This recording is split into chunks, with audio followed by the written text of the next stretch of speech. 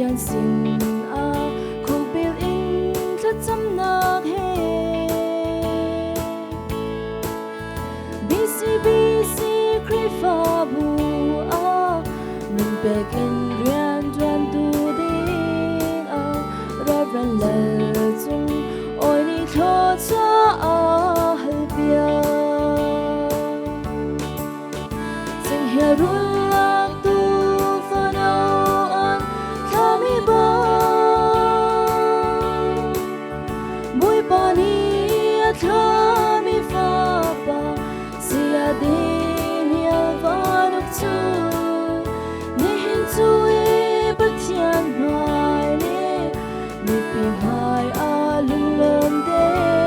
in mui ba thong in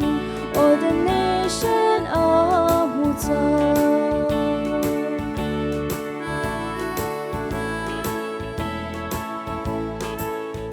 Bacterian tuan tu na gi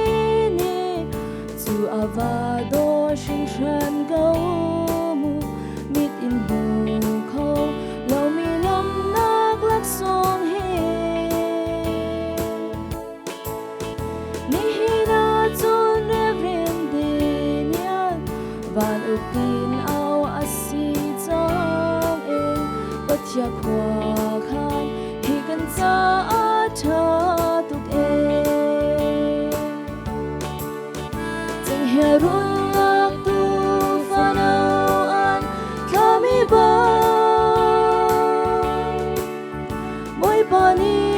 a kami fa pa sia din ya va nuk chu ni hin chu e pa thian mai le mi pin hai a lung lom de in moi pa thong in ordination a hu cha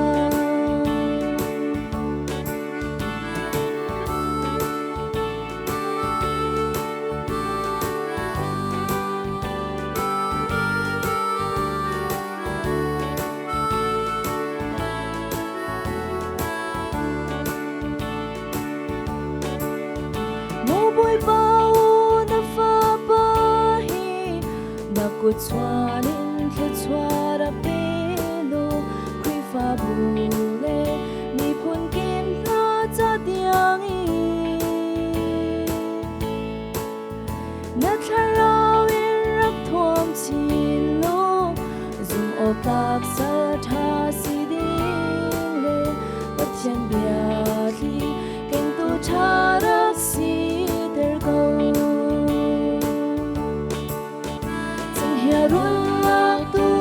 fa no an kami ba moi pa ni a kami fa pa sia din ya va nuk chu ni hin chu e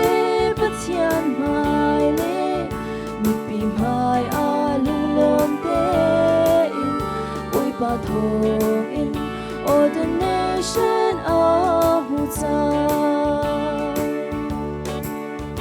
oi pa thong in ordination a hu cha